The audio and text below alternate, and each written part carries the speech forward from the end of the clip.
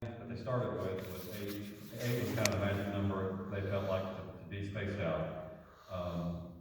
If what our plan is, if as part of these relaxation of protocols would be, if we're in the current status of below orange one, we would not have a capacity. And we'll continue to look at that worst case scenario if we are in orange, if we can get more people. We want as many people to come obviously as we can. So just wanted you to hear that. And then overall, a couple things we have shared we have a staff survey that we'll go over some data here that talks about relaxing some protocols.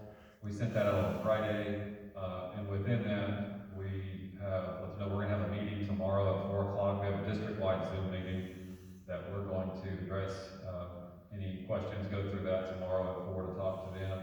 We'll be sending the same survey to parents tomorrow, so that's gonna be going out tomorrow, whether or not parents are interested in what their feelings are about this consideration of changing protocols. And then also I have a student advisory council that I meet with. I've got 4 juniors and 4 seniors I meet with quarterly. I moved that meeting up to tomorrow just to get some feedback from them. And Tyler, one of them is your son, so hopefully get to see him tomorrow.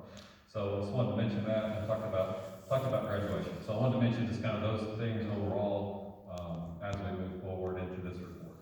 So now, I think we'll turn it over to, well, and before we get to that, we'll also share too, in case you didn't know, what we are discussing currently within. We do have I kind of got off track there. We're talking to our staff tomorrow, we're talking to some kids tomorrow, parents are going to give us feedback tomorrow on that.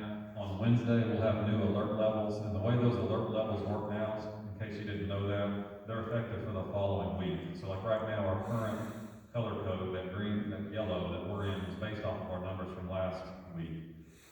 So we'll find out this week on Wednesday what our alert level is starting for next week. Okay, so what we're talking about is, we'll be talking about this week,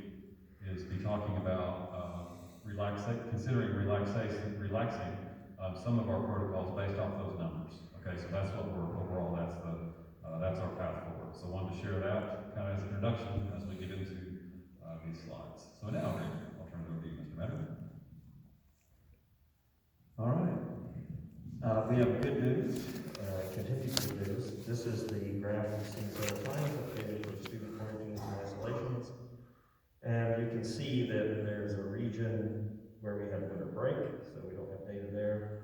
And we also had a very helpful inclement weather distance learning period in February, and that collapsed cases considerably.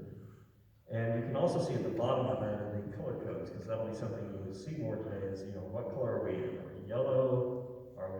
We've never seen green this year.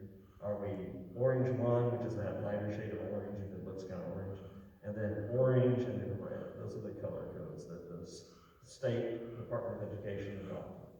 And they're similar in some ways and different in other ways from the State Department of Health. But these are the ones for the education world. And I wanted to zoom in at the bottom because if you look at that graph, it looks like it just kind of ends. So if you zoom in at the very far right end, this is April's data for students.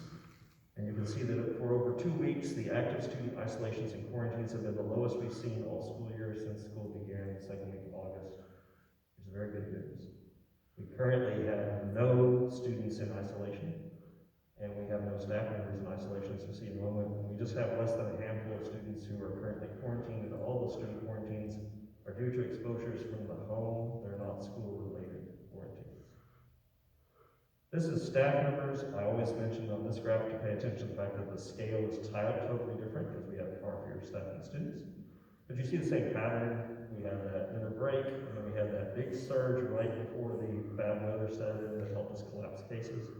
And if we zoom into the very end of this graph, you can see that we had 1 staff isolation that finally ended on April 5th, and we had 1 staff quarantine began due to a family member who was positive. And so again, we've had no new staff positive cases for 4 weeks. And the very end of spring break and this week are the only times this entire school year that we've had no positive case isolations in effect. That means that they're past their 10 days after test, positive, or symptom onset, so they're clear. So that's all very good news. This is the proposal that the staff has weighed in on and that we'll be asking parents to weigh in on. And this is a proposal of adjusting our face coverings to the current alert level. We have had for students the same face covering requirement all year, and that's been that above third grade, they had to be wearing some approved face covering, unless they had no special condition. We made various ADA requirements that we meet on that. For staff, we had some minor adjustments in face coverings through the year. For instance, at one point when the data became clear that face shields were not very effective, we did tell staff to no longer wear face shields when they were around other adults, and that was right before winter break, and we have only recently lifted that for staff. This change says that if we ever reach green again, we just say straight across the board, face coverings are optional, so it's up to you. We don't ban them. We wouldn't prevent someone from wearing a face covering who wants to wear one because they want to. Makes them feel safer. If we are in yellow, which we are in now, we would switch to recommended rather than requiring face coverings. And we try to make that distinction between optional and recommended because we're trying to just give people some advice to say, well, what do you think, should I wear a face covering? It's like, well, it's your decision, but our advice based on what we know medically is that close contacts might want to wear a face covering. So if you were within 6 feet for over 15 minutes of someone, you might want to wear a face covering. We also know that middle and high school students are more infectious than elementary school students, so they might want to consider wearing a face covering.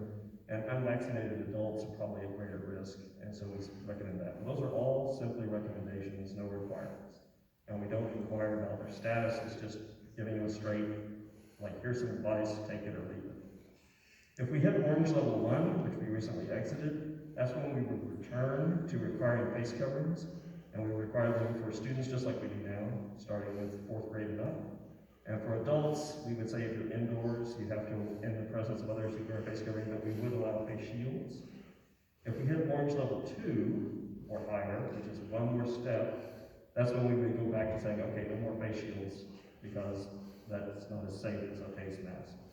And no one knows the future, but if variants should hit us, the logic behind this recommendation is that if we start to see cases rise, we could react before the end of school. And we could say, okay, let's put our face coverings back on, let's have them again. But if things remain good, and we don't fall into the trap like Michigan has, some of these places that have variants, then we can say, yay, let's relax and we won't have to wear face coverings. So that is a draft proposal. As Mr. McCauley said, that has gone already to staff, and we've gotten a staff response from that since last week. And I'll show you that in a second. And we are going to send it to all school messenger contacts, both a text and an email tomorrow, and ask them to respond. And it's a real simple thing. It just basically says, here's where our cases are at with kids, here's the proposal, yay or nay. If we look here at staff responses, we have an unusually high response level for this, which is not surprising because it's a hot topic. Typically when you do a staff survey, you might get 200 and some teachers to respond, and other staff members who might get 300 and low 300s. We've so far had 393 responses, so we've got a really good response level. For perspective, we have about 400 full-time teachers on staff, and then about 300 or so non-teaching staff. And so we asked them, would you support this change that I outlined of if you're in green or yellow, saying the face coverings are recommended, no longer required. And we had 81% of the 393 responses supported that. And about 19% did not. And then we had about 100 comments I've read so far. They were allowed to comment. And most of those comments came from the 18% who had concerns.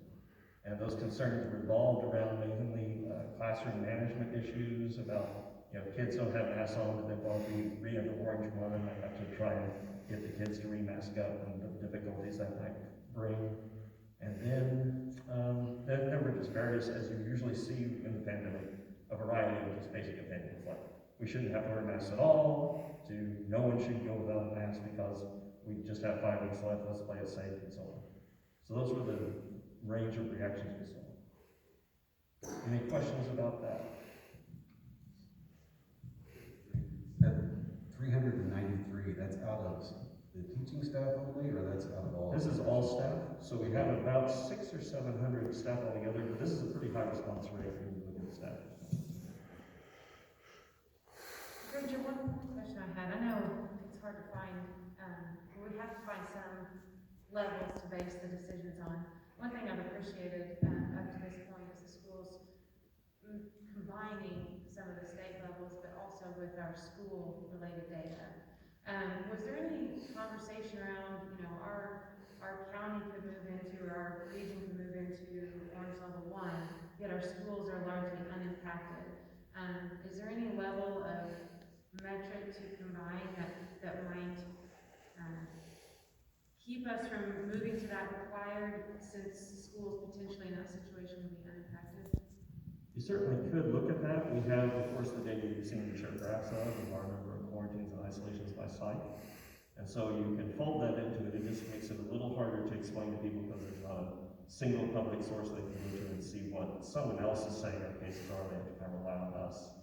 But we do plan, and we already are posting at bpslearn.com our current city level. And it is a city level, it's not a county one. That's something that's important to know, is that the city is always slightly different from the county, because we have about 36,000, county's about 57,000. And sometimes they do get a little out of sync. One's a little higher, one's a little lower. And we are able to get the city data, even though that's not what's shown on the map that you see from the OSSBA. So the data we would be using is city data, so it's a little more localized. But one could try and look at, do we switch that to Orange 1 based on both the level in the city and some trigger in our own cases of quarantines? The one thing I would caution against is I think it's very complex if you try and do it by site. I think it would probably be a mistake to try and say, well, only this school is going to wear face coverings and this other one doesn't, because it gets very complicated very quickly for people to track. And it also creates some issues for families, because they might have one kid who's supposed to be masking and one who's not, and we know that that creates all kinds of hassles at home.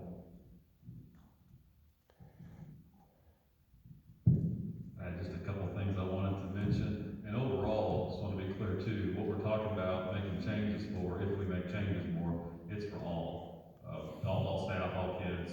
Right now, I guess just this week, my weeks are running together. Maybe started last week, where we made the change for outdoors was different. Everyone outdoors, you can take that. We also did some changes with visitors, for some of our end of the year activities in terms of our elementary play days and some of those things, get some parents in and all this. So I wanted to mention that, we're talking about all. And then also wanted to mention, just from other schools, just to share some information.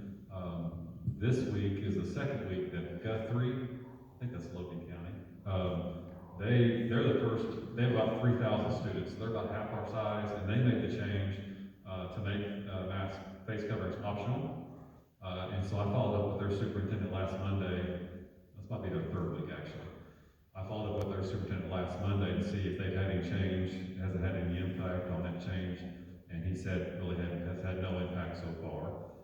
I also reached out to other schools that we would might compare ourselves to or think about to see what their thoughts were. Bixby, just last week, I think it was on Thursday, they made a change in their protocols, and it was related to, it was really making it optional for their elementary students. They're still required for their middle or junior high and high schools, and then basically leaving it up to each teacher's classroom, teacher what they want to do. That's what Bixby's doing. And then there's some others too, because some counties and some cities have they have requirements, and so there may be some further relaxation after the end of April. I can see some others, but what I found out just at the end of last week, well, it was Friday. For example, I'd anticipate like Owasso, Broken Arrow, some of those suburban schools making some changes in the summer. They're basically talking about keeping things as they are for the rest of the school year. So I just wanted to mention, just to give you some information about that as well. However, I think that more folks, just like in the last 2 weeks, Guthrie and Bixby making a change, if we were to make a change, I know Enid School Board meeting tonight, they're having a similar discussion that we are, that they may be making a change, or considering making a change too. So, because at some point, whether it's the time to do it now, whether it's, this is pretty good data for us to, obviously, a strong consideration for us to consider.